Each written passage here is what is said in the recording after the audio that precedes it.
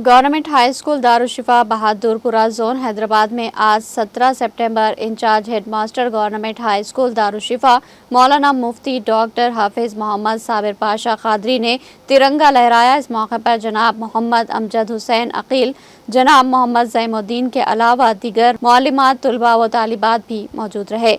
प्रजा पालना उत्सवम यानी अवामी हुक्मरान से मुतालिक तासुरात का इज़हार ख्याल करते हुए बतलाया कि हैदराबाद की तारीख में एक निहायत अहम मोड़ तब आया जब 17 सितंबर 1948 को निज़ाम हैदराबाद की हुकूमत का खात्मा हुआ और इसकी जगह अवामी हुकूमत कायम की गई। इस इक़दाम के ज़रिए ताकत की मुंतकिली मौसरती बादशाहत से जमहूरी इदारों की तरफ हुई ताकि हर शहरी को हुकूमत में बराबर की शराकत दी जा सके।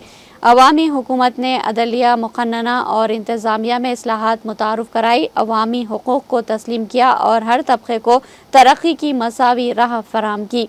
इस तब्दीली ने हमें ये सबक दिया कि हुकूमत का असल मकसद अवाम की खिदमत और फलाह है, न कि सिर्फ एक मखसूस ख़ानदान या तबक़े का इक़्तिदार।